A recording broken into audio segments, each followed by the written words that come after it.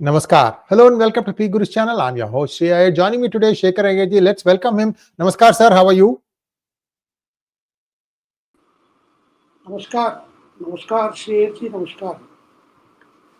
So let's start with this tomorrow's match of India versus Pakistan. BJP leaders, ministers are giving excuse that it is difficult to get out of internationally organized programs. Sir, I have an answer for this, but I would like to hear your opinion, sir.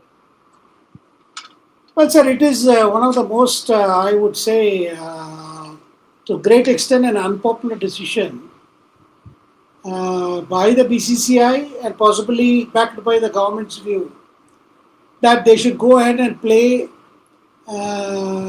against Pakistan under a broad multilateral kind of a match for Asia Cup, because they sought to make a distinction between a bilateral match than playing against Pakistan under a multilateral kind of thing, tournament like Asia Cup or Champions Trophy or whatever. But that has not gone down well, sir, with 24 hours left for this match between India and Pakistan. There is a lot of reaction. The reactions are the families of the victims of Pahalgam massacre. They are very upset. Some of the retired army generals and their families are very upset. That is this cricket so important, or is it because of the money involved? And people are also questioning, is it because Amit Shah's son Jai Shah is involved in the cricket administration now at the ICC level, so therefore they do not want to, disrupt any of the international fixtures, and that since huge broadcast rights are involved and a lot of money is involved in terms of organizing these international multilateral kind of tournaments, is it because of that? But there are many, even die-hard cricket fans and journalists feel that they have to boycott this match. In fact, one I saw, particularly on the social media, people saying that an empty Dubai International Stadium is the best answer, because there is so much of still anger left in the people's mind or in their hearts over what happened in Pahalgam last April. So with that, should we go and play? Of course, in terms of the international financial implications, if you see, India, it's the whole international thing is there because of India. 85% of the revenue also comes from India and goes to India.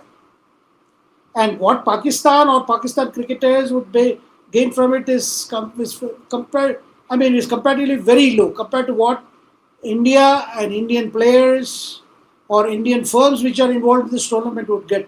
But nevertheless, a question has come: are we so cold that we are just forgetting this? What happened in Pahalgam? And people are asking, the Prime Minister said that blood and water will not flow together. That's why Indus Valley was stopped. Indus Valley Treaty was kept in abeyance. So if खून और पानी नहीं चल सकता है, so कैसा खून और cricket चल सकता है? Then how can cricket and go together? In fact, there is a very, very strong mixed reaction, and even from among fans, they feel very bad that this match is taking place. And obviously, opposition has seized this opportunity to attack the government, to attack BJP, and like for instance, Aam Aadmi Party in Delhi is talking of holding demonstration outside these public restaurants and clubs where the matches will be shown on the big screen, and the whole thing is trying to make out is that this is a moral issue. Should we play or should we not play? And why should we play? This is one thing that is, of course, sir, we all know international cricket involves a lot of money, not just in organizing these tournaments, but also in the money that is earned from these tournaments by the players, by the administrators, by sale of ticket, by sale of broadcasting rights, and of course, which nobody talks about, is the betting that is involved. And an India-Pakistan match, there will be so many punters who would be, risking their fortune to make more fortune on this kind of a match. Shreyaji. Thank you so much, sir. All I'll say is you have covered most of the things today. You know, this was written 4 5 years ago, viewers, and not a single person has been caught. In 2015, 13 names were presented to the Supreme Court panel about who were all involved in match fixing. Not one person has been acted upon. There were, of course, the four players, Srisant and others. Even they have gone to the courts and got the verdict they wanted, but they could not come back into first class cricket. But that's just the tip of the iceberg. Viewers, please, cricket is just a game. Don't lose your shirt over it. Don't have fights. We used to do this thing stupidly when we were young, but that was because there wasn't much to do. Now you have plethora of information. If you have time, read up on the new technologies. The life is not going to be easy for the youth. I'm telling you, from 12, 13, 14 years onwards. If parents are watching it, encourage your children to look at what is happening in the newer technologies. What is going to happen? What are the jobs? Those are not even found yet. They are not even defined. When you are 25, what kind of a job are you going to have? It's not defined. You may have to do it yourself to find out what it is. It is very, very difficult right now. All I can tell you is every minute wasted watching cricket, it's not worth it. You can just watch the score at the end of the day or highlights if you want. Don't waste time and don't lose your hopes up, and don't get excited when India wins, or don't get crestfallen when India loses, because a lot of allegations about match fixing. And this whole, when money comes into a sport, this is what happens, viewers. Let's go to the next topic, sir. We have another important topic that we did not put in our title, but we are going to discuss that now. Over to you, sir. So this is about It's regarding that Modi and his mother thing, sir. this is about a video that was put into circulation by the Bihar unit of the Congress, and this video is, I mean, this is a 36-second clip, I would call it, and it's a AI generated video where it shows Modi is having a conversation with his mother, with his late mother, Hirabhai. And in that conversation, his mother is pulling him up that, that you would have made a mockery of everything.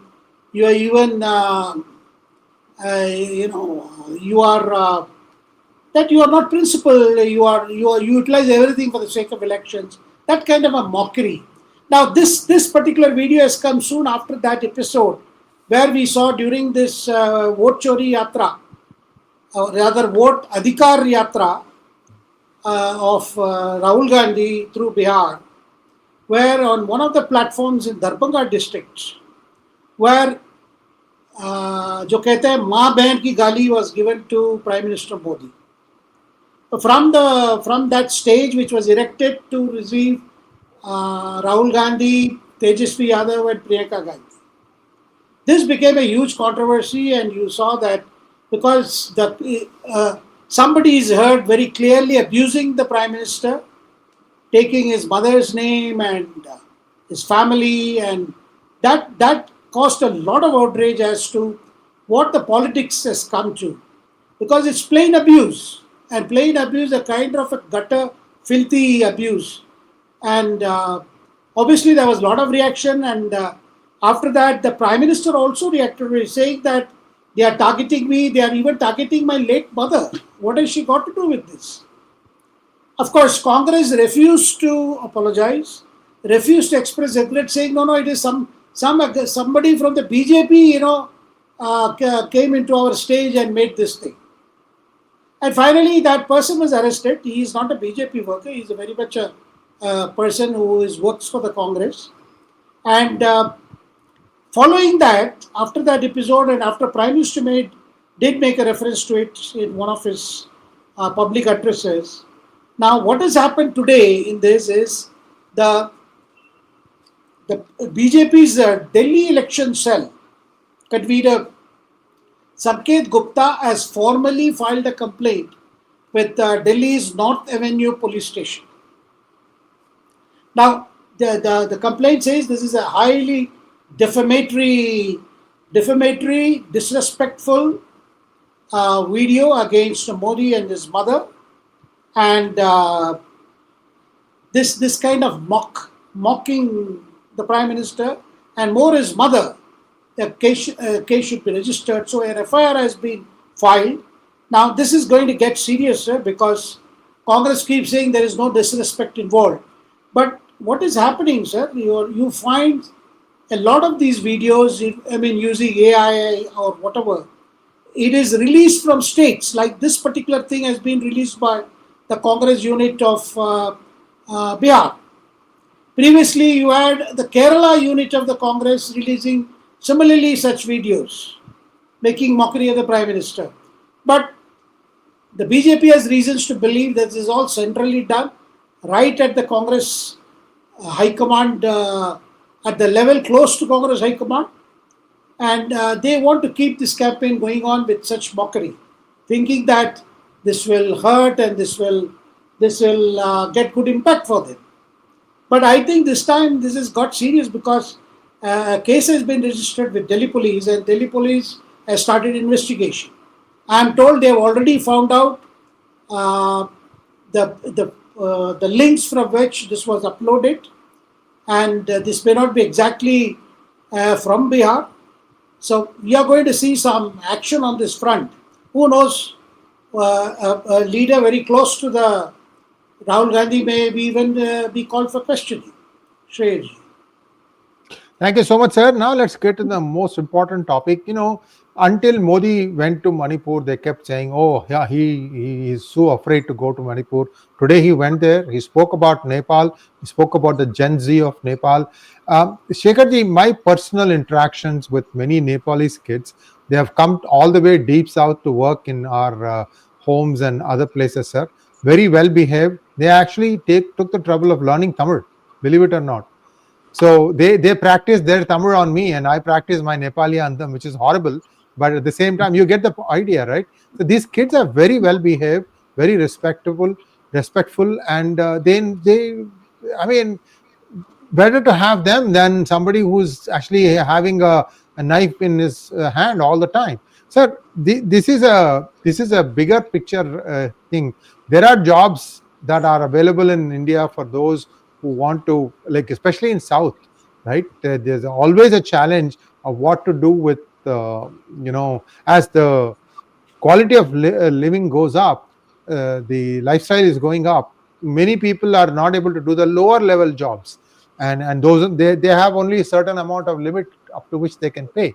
So a lot of things are available. I think we should encourage this, sir. Over to you. What do you think happened? Sir, there are two things that we have to talk about this evening.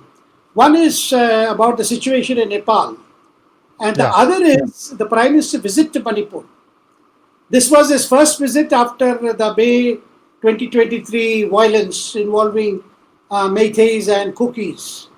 This ethnic violence claimed a lot of lives, and the criticism against the Prime Minister was that he never bothered to visit Manipur, and he let the people suffer. Well, that's not the real story actually. The story is something that was simmering for a long time came into the open following Manipur High Court's order asking the state government to consider the Meitei community also for reservation of jobs under the scheduled tribe category.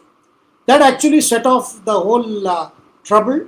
But definitely the problem for Meiteis who who are they have a domination in the Imphal Valley, and the Cookies who are in the hills. And the Cookies have felt that the Meiteis dominate everything from police and administration and all that. On the other hand, the Meiteis felt that in terms of land, in terms of geographical expanse, it was the Cookies who were, having a bigger say, because always Manipur has been compared to a football stadium where the valley is the actual ground where the matches play, and the entire gallery makes up for the hills. Now, Manipur has had a history of ethnic issues. You have had problems between Meiteis and Nagas. You had problems between Cookies and Nagas. And this time here it is about Cookies who are not only belong to Manipur, also many who belong to Myanmar side. And there has been a constant fear among the Métis that ultimately they'll get swamped because unchecked infiltration by cookies who are coming because of the crackdown in Myanmar. And a lot of militants also has escaped and come, and some of them have come with weapons. Sir, when the violence broke out, I'm dwelling a little bit on, recalling for our viewers, when the violence happened, police armories were stormed, both by cookies in the hills and by the Métis militant groups in the valley, and a number of weapons were stolen. A situation came to such a pass that if you had to bring that situation totally under control, it would have required army to completely take over and to bring the whole thing under subjugation. That would have meant killing a lot of civilian people. But hindsight will tell you now that it is good. Centre did not opt for such an approach, though there were number of incidents, violence involving both sides and victims from both sides, because they were armed militants who were using the weapons that were stolen from the armories.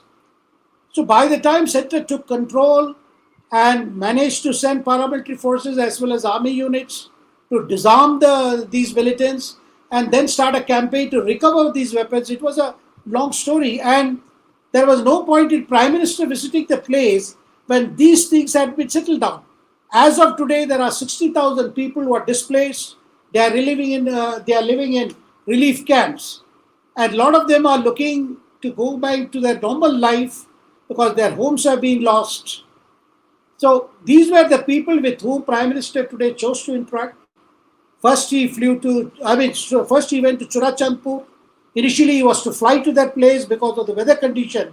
Prime Minister chose to drive 1.5 hours from Imphal to Churachandpur, which is in the hills, which is actually Kuki dominated. And after that, he came to Imphal again and he addressed a gathering which is largely the Métis population inhabiting the valley. So, where the basic message was this, that Manipur has a great future, people will have to work together, but at the same time, he chose to address, to give his response to what is happening in Nepal. Yesterday, after Sushila, the former Chief Justice of Supreme Court, after she was made the interim Prime Minister, Sushila Karki, she was made the interim Prime Minister. Modi had tweeted welcoming her appointment and expressing hope that she will be able to steer the Himalayan state to peace and prosperity and development. After that, today he again addressed this issue from Imphal, because he specifically mentioned and he was in praise of the Nepali youth, because all along there was a lot of conspiracy stories, rather theories, as to who is behind this upheaval in Nepal. Is America behind it? Because there is a pattern. We saw it in Sri Lanka, we saw it in Bangladesh, and everywhere it started with the same vote chori. In Bangladesh it was vote chori. And here you have a campaign by Rahul Gandhi on similar lines about vote chori, questioning the functioning on the integrity of the election commission. There seems to be a pattern which many people feel perhaps some deep state is involved in this. But the Prime Minister made it very clear that India understands the reasons and the situation that resulted in this kind of upheaval, and he praised the Nepali youth, saying that they have, despite what has happened, they have imbibed a democratic spirit. And with Sushila Karki becoming the interim Prime Minister, our Prime Minister conveyed to her and to the people of Nepal that India is with them in this moment. This message was necessary because all along there has been, a kind of suspicion that India is somehow is favoring the return of monarchy there. A situation that initially, that first resulted in an anarchy then the 10-year war between um, uh, a monarchy and a parliamentary democracy combined kind of a situation. And after 10 years, there was a ceasefire. Then many Nepali youth were part of the Moish cadre, they have gave up arms and were brought into the mainstream.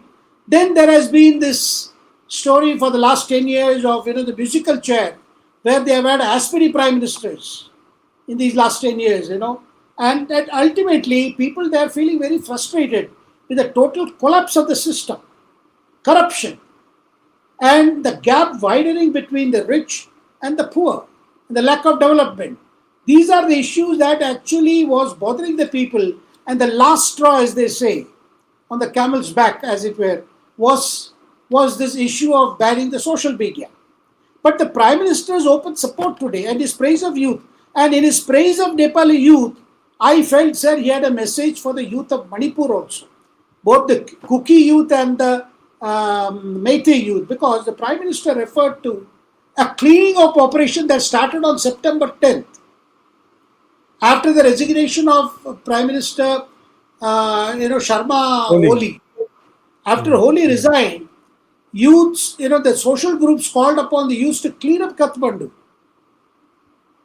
of the debris and that the kind of rubbish that was strewn all over because of incidents of arson.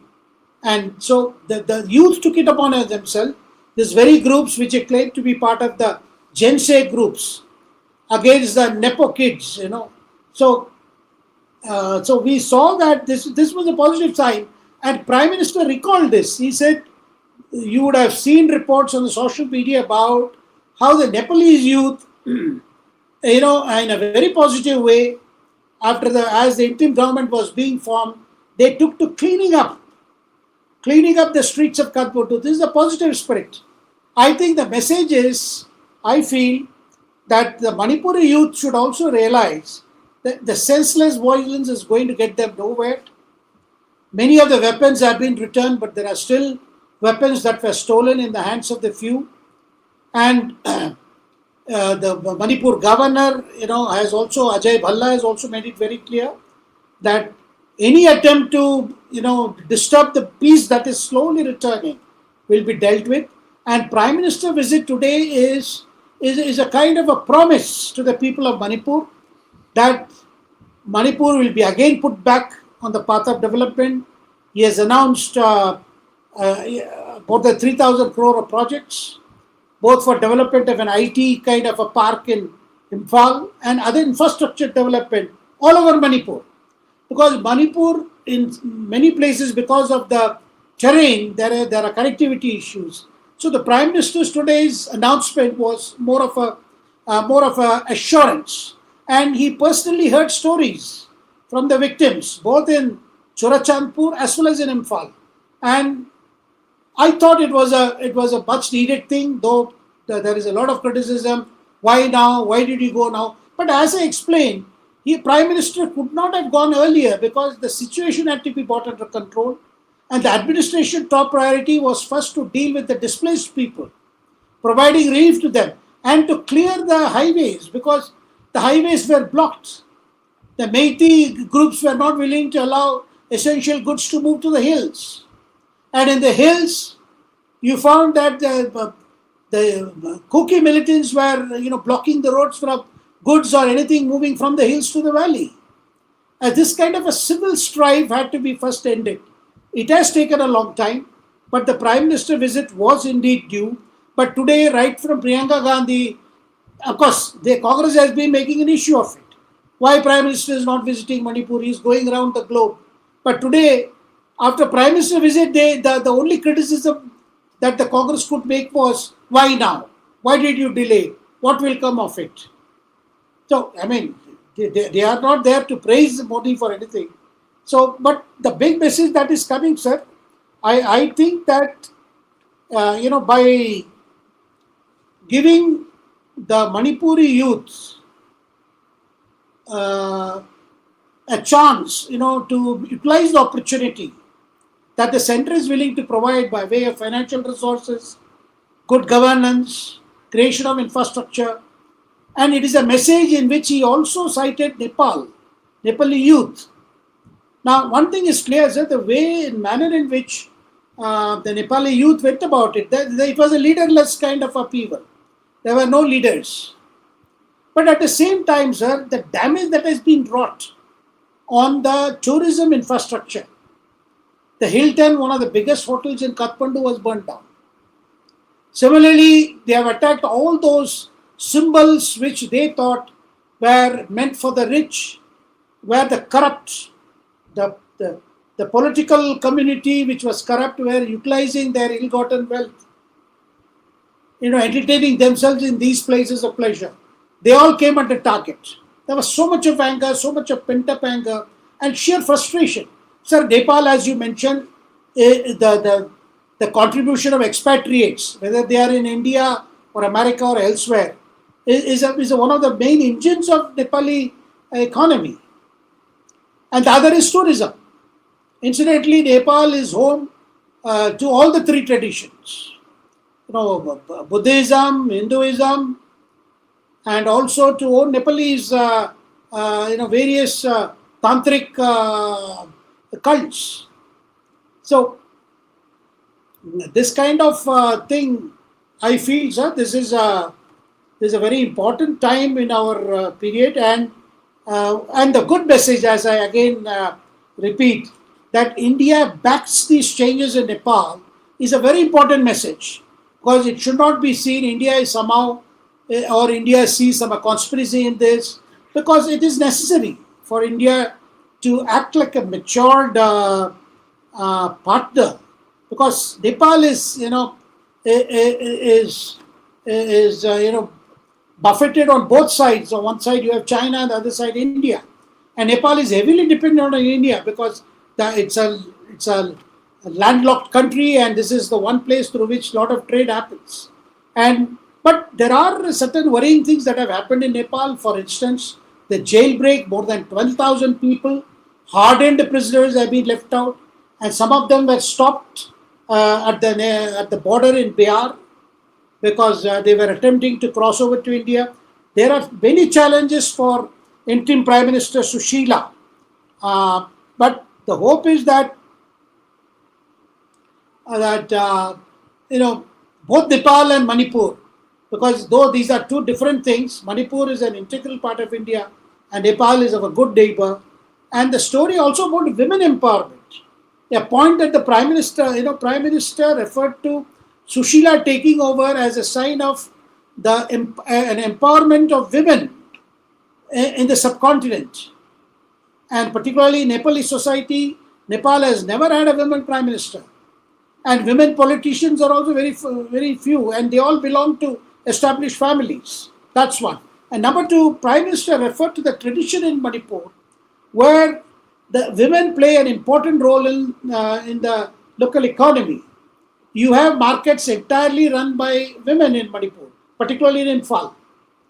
So he even mentioned it. He says this Ima Kaital tradition, that is mothers running markets, be it vegetable market or grocery shops. A lot of business is done is managed by women.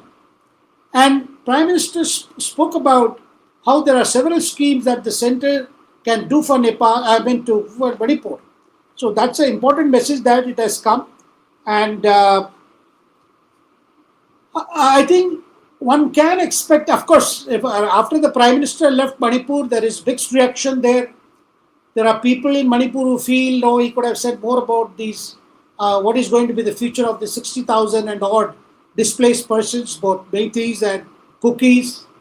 Whether, of course, already Prime Minister's schemes like Awas Yojana have been implemented there. So the hope is that these schemes can pick up if more peace can return. Of course, life today in Imphal looks at all the semblance of normalcy. Shreyaj. Thank you so much, sir. I think at some point the Indian government needs to address the root reason for all this, which was the promise that India had given when Manipur acceded to be part of India. I'm talking about 1947. They said that the Meiteis will be given a scheduled tribe status. and that's where the whole thing started. And what has happened, sir? There is a rebalancing that needs to happen in the Manipur state administration, sir. It is very unfairly decked in favor of the cookies. We can't just go away from the reality. That's one of the grievances of Meiteis, that if there is a problem, they get it from both sides. And this is something that the Modi administration needs to listen to and rectify it. I mean, this is high time we do that. Of course, initially there was a problem from external influences trying to make a Christian state, perhaps. That I think has tamped down now. India has successfully tamped it down. And India also is going after some of these people who are coming out of Bangladesh to try and do these things. So it's a little complicated mess, but hopefully it's now tied down. Sir, 2 minutes on Trump versus NATO. We are just to understand this, okay? Not all European countries who belong to EU are in NATO, and vice versa. For example, UK is part of NATO, but it's not part of EU. You get the point, right? I mean, there are so many different ways in which this can be sliced. Now, the latest one is Trump is trying to tell NATO. What is he trying to say? Let's hear from Shekhar. Namaskaram, sir. Namaskaram, sir. The point that India has always been saying, telling Trump that you imposed the 25% tariff on us because there are trade issues.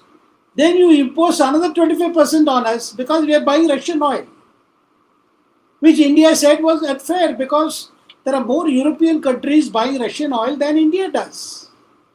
Or even China. China buys more oil than India. So today, as if Trump, of course, Trump has been blowing hot and cold on trade relations with India. He has been saying, Prime Minister is my good friend. We will somehow reach an agreement on trade issues. And we get to hear from the Indian side too that there is some level of discussions are taking place and things will move forward. And maybe in a month or two, a trade deal will be concluded. But purchase of Russian oil will remain a big issue because the Ukraine war is not stopping. And I can see that Trump himself is getting frustrated that despite his best efforts to end the conflict, things have not moved his way. And Russia, it has been difficult to get Putin around to accept the terms that the Ukraine wants, or even to get Ukraine to accept the term under which Putin wants. Putin wants a status quo as it is now, an end of the war. Whereas Zelensky-led Ukraine wants a ceasefire and possibly a discussion on the lot of issues which is result of this conflict. And Putin is very clear there should be no Western troops in Ukraine in the name of giving security guaranteed for Ukraine. And at the same time, Ukraine should not join NATO. And but the way things have been going on, because even as the Trump met Putin in Alaska, then it was followed by Zelensky traveling to Washington, meeting with Trump. The entire European top leaders went to Washington. After that, everybody thought there would be some kind of a trilateral meeting as Trump had promised, but that has not happened. So today, what did we see was Trump writing to the European leaders, in fact, to all NATO leaders, saying that they have to stop buying Russian oil. Because if you don't, the same thing that he was saying about India, now it is dawned on Trump that the European countries are supposed to be the strongest allies of Ukraine, but even they buy Russian oil. Because earlier it was made out it is only because India is buying Russian oil, the Ukraine war is continuing and we are helping Russia. But the real story now Trump has realized. So he has written to all these heads of state of European countries, telling them that let's straight away, I am ready when you are ready, let's impose severe sanction, 50 to 100% tariffs on China, and so that we can break the Moscow's grip and Putin can be forced to accept a deal, a peace deal. So, and he has said that, look, we have to We have to come together, both America as well as Europe, because it cannot be that America imposes sanctions and Europe continues to do what it does, and it will have no impact. And that's so he has now realized it is because Europe is buying energy from Russia that America's negotiating position is weaker. I don't know why it took such a long time for Trump to realize, because all along it was they were targeting India for this. That it is because yes, India is one of the buyers. It does buy a lot of oil, but at the same time, what about China? But then again, with China, he says he wants Europe to agree also for imposing 50 to 100% sanctions on China. So, and he feels that first it was made out as if India is it was made out as if India is only because of India the Russia is emboldened to continue the war in Ukraine. Now he realizes China buys a lot of oil, and Europe buys, Turkey buys. Turkey is also NATO member. So this whole thing now, if the simple question we in India would be asking is, if Trump has realized who is buying how much oil and why is this war is continuing, and it's certainly not because of India, then why should India be penalized? Why should Indian, American or Indo-US relations be held hostage? So that's a big thing that's coming now, because we have seen both Prime Minister Modi and President Trump. They have been, of course, Modi has been responding to whatever Trump has been saying positively about India, saying it does appreciate good relations, we are strategic partners. The same sentiments have been expressed by Modi. But then, of course, Trump would love a visit by Modi. I've been told, yes, several signals have been given. Why don't you come over? We sit in White House and thrash out a deal.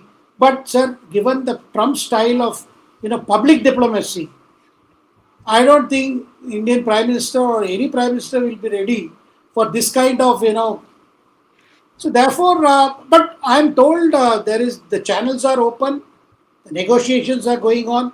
Maybe in a month or so, because I don't see a tension now in the government. Because from whoever I speak to in the government, they say, look, this will get sorted out. It's going to take some time. And probably Trump also realizes things cannot wait, particularly the trade relations with India should not be held hostage to the situation in Ukraine. Sir. Thank you so much, sir. I just want to show our viewers the kind of numbers that are there who bought in August of 2025. China bought close to 6 billion euros worth of energy. India only 3.6 billion euros, and Turkey 3 billion euros. Sir, amongst the NATO nations, I want to tell you, and then there are other people like South Korea and EU and so on and so forth. Sir, there is just no way they can wean themselves away from this. Two countries are opposing tooth and nail, Hungary and Poland, I think. They are saying we are landlocked. We need the cheap LNG from Russia. And they say we have long-term contracts. We can't just like that walk away. Then the others turn around and say, you guys are puppets of the Russian regime. Look, at the end of the day, when hell freezes over, it's tough. These are cold countries, and in 2 months' time, sir, things will start becoming very cold. And sometimes if you have a normal or colder than normal winter, it becomes really, really difficult. They spent like that about 4 years ago or something like that, when I think before I think it was before the 2022 invasion of Ukraine, or maybe just after that winter, it was terrible for many countries, Czechoslovakia, Poland, because there was no heating gas coming. They just couldn't heat their apartments, and it was just terrible. And let's see where this goes, sir. Inside NATO also there's not much of unity, sir. Recently, the Greeks bought some F-35s from US, and they are gleefully saying, oh, now we have F-35s. We can do a sneak attack on Turkey, which is also a NATO member.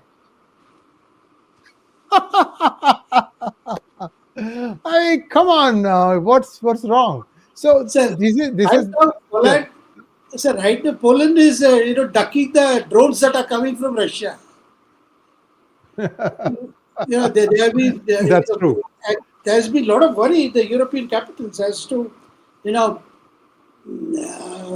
how quickly we may get sucked into this whole thing before they can act. I think, sir, this war can end only on a condition that Putin has set, that Ukraine will have to remain a neutral country, and the areas that has already been taken over by Russia, I don't think they are going to give up those where Russians are, the Russian-speaking Ukrainians are in a majority. Those areas will remain with Kiev, and Ukraine will have to forget becoming a member of NATO, and there is no question. And whatever guarantees for Ukraine security from a next wave of Russian invasion has to come from probably from America, but without the presence of Western troops. I don't see, without Putin's conditions being agreed, a deal is actually possible.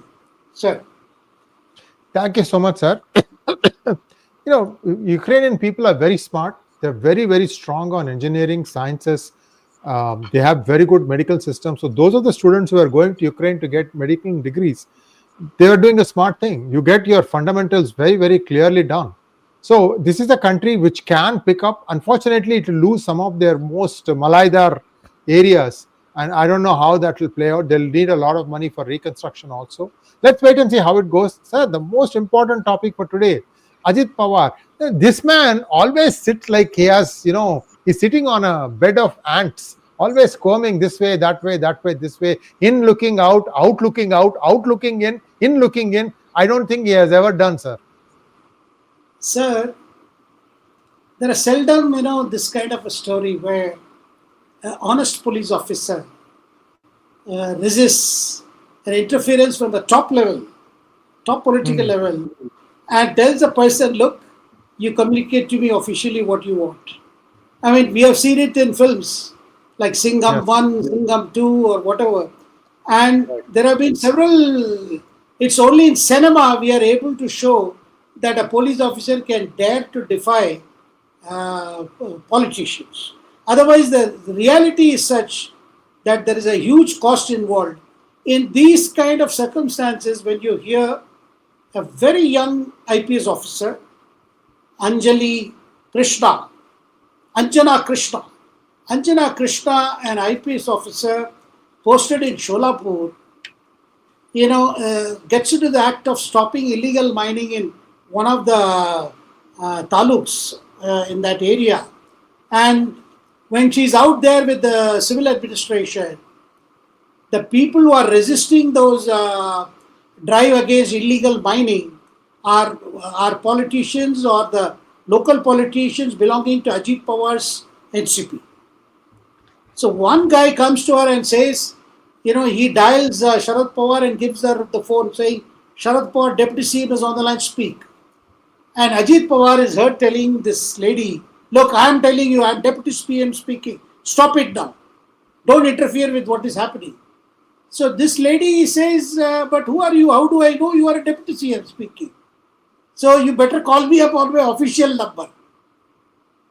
And this infuriates Ajit Pawar. He says, how dare you speak to me like this? You are telling me to call you up. You are questioning me. Okay, you call me up on my WhatsApp number if you want to see me. Let me see you. But the whole thing went viral, sir. And this girl from Thiruvananthapuram, just stood up and said, no, nothing doing. And she was not at all perturbed after that. And you can imagine, sir, somebody, even after some time you realize it was actually Ajit Pawar on the line. But this IPS officer, hats off to her, she felt here there was an illegal thing going on, and this is a soil excavation, because illegal soil excavation has been a problem. Sand mining, as we see in Tamil Nadu, soil excavation can lead to further degradation of the soil, or if it is close to the embankments of the river or tank, it will cause erosion, it will cause floods. But this lady was called because the video shows. The video is very clear. These people come and Now, finally, what has happened, sir? The kind of publicity it generated has forced Fadnavis government to register an FIR against the local NCP who intimidated the IPS officer. Because after that, Ajit Pawar had to wrangle out saying, no, this is a wriggle out of it, saying, no, this is, I was trying to de-escalate the situation. And some of his party leaders said, no, that there was tension and he wanted to pacify his people. But if you wanted to pacify your people, you cannot be disrespectful towards the person wearing the uniform. And that to a woman. These scoundrels are getting used. They are used to getting things done their way, sir. And now when somebody stands up, they don't like it. Sir, take a look at that honest officer D. Rupa, who had outed the video of Shashikala and her companion going out of jail, doing luxurious shopping, and then coming back into the jail. And instead of fixing the jail system, they transferred her out. So the thing is, honesty is coming at a price, sir, for these officials who are trying to trade the line straight and narrow. Unfortunately, I mean, we have to really applaud them, and we should stand with them. I always have been saying this, sir. Anytime you feel like something is going that appears to be against the law, ask them to insist on having them give it to you in writing. See how many people write it. Sir, Anjana Krishna was just 2 years in IPS. She joined in 22. And she was posted as the SDPO, subdivisional police officer in Karmala area. I mean, it requires a lot of courage. Sir, courage can come from two things. One, you are convinced you are on the right path. Conviction, right. One is the conviction part. And courage can also come from the fact that you are ignorant about the nexus involving the administration, politicians, and policemen.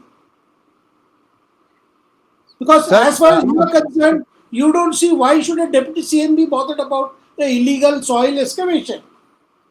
Very true. Sir, there are two options for Fadnavis, sir. This is a kind of a story which sometimes I feel here. We need to talk more about such stories. Who are these people? Absolutely. Who come from what backgrounds? Because after that, the media, went to a village, spoke to our parents. In fact, our parents were a little worried what would happen to the daughter. But then our parents found she was cool after that episode and she is going about her job. And I must say that if Devendra Fadnavis has ordered an FIR to be filed because the persons have violated the law by intimidating an officer in uniform, preventing the government officials from doing their work. Here in this case, to prevent illegal excavation. So this is one such story, sir. I think whenever this happens, we need to talk about these people. We need to see who are these people. And this is the Gen Z generation. Sir. And it's very good, sir. Very commendable. What's happening in Nepal. So one can see that even when you find there is so much of nexus, corruption, irregularities, and Nepo kids everywhere, there is still that one story that lifts you up, that makes you feel, even this is possible in this country. Sir. Very true, sir. Very true. Let's take some questions now. Fadnavis is the Home Minister, so he has really cracked the whip. Sir, the option for Fadnavis, in my opinion, is to break Ajit Pawar faction into two. What he did to Shiv Sena. Do the same thing. Break and let that guy go and hang on for himself. This is not going to go on. Ajit Pawar was never known to be an honest officer, honest minister, sir. Honest Ajit Pawar is like an oxymoron. Sir, you want to say something? Sir, I said, sir, if NCP of that under such a leadership, you break it into any number of parts, every part will be for illegal excavation of soil, both in figurative and literal terms. So they can be let out of the coalition. The coalition will do fine. Expel him. I don't know. BJP never does that. It's not in their philosophy. So I can understand that too. Corporate SME loans has the first question for us, sir. Is the ultimate, yeah, go ahead. In the ultimate intent of defeating DMK at any cost, shouldn't BJP side off, let Vijay join ADMK, others to ensure that DMK is a dangerous political outfit for India's unity? Sir, the BJP has no role in, as far as Vijay joining hands with ADMK or ADMK joining with Vijay. Because the whole problem is Vijay is as ambitious as anyone else. He is not willing to play second fiddle to ADMK leadership, particularly EPS. Before EPS and BJP concluded a deal, an alliance, EPS and Vijay party, that is Tamil Vetrikatchi, TVK, they were in negotiations through interlocutors. And obviously, they could not agree on an alliance because it would have required both of them to come together and agree on sharing the chief minister's role 50-50 basis, 2.5 years, or by rotation, whatever. I don't think those things worked. And Vijay now realizes with the crowds he is drawing, because today it was his first kind of roadshow kind of meetings. So he was in Tiruchi, then Ariyalur, where the crowds were quite good, quite impressive, and which should worry DMK now because the threat from Vijay is getting serious. And similarly, EPS is also on a campaign trail, where he has been talking about issues, and he's also started talking about what if his party comes to power, what will they do? What will they promise? So obviously this is there. So therefore, I don't think BJP is in a position to tell anything to Vijay. But at the same time, Vijay has made it very clear that his political enemy is DMK, and his ideological enemy is BJP. Sir. Next one, please. SK Digital wants to know, Namaskaram, sir. So surprised for Bharat voting yes for two-state and against Israel. What's the catch here? Bharat always abstained. No, sir. When it comes to two-state solution, India has been long holding that view that there should be a full-fledged Palestinian state along with a full support to Israel to exist as a free state. That support for Palestine should not mean extermination of Israel. Similarly, vice versa. This has been our long-held position. This two-nation formula has been adopted by India and has been spoken about at several international fora. This is not the first time. And of course, this time, sir, I think what is of concern is when Israel attacked places in Qatar, which was quite was a completely surprising development, considering that Qatar is an important American ally and is a home for largest American base in the Gulf region. Of course, there are several theories that probably Qatar and America knew Israelis are going to take down these Hamas officials who had gathered to discuss a peace proposal. And at the root of the problem is still Hamas holding nearly 50 hostages who were kidnapped in the October 7, 2023 massacre, during that massacre. So, next one, please. Venkat wants to know, during the VP's oath-taking ceremony, one could see that other than the PM, Piyush Goyal and a handful of others, nobody else was singing the national anthem, including the president herself and the VP. That doesn't send the right message to the public, to be honest. It's understandable when Congress leaders do this. As a party in government that thrives on nationalism, it is sad to see this. So normally they do hum the national anthem because the band is played. I have seen even the Prime Minister, lips moving along those words. So I don't think this is an issue that we should consider it as a lack of patriotism or commitment. So I don't think this is such an issue, sir. Venkateshwaran Narayanan wants to know, what's India's position in Nepal?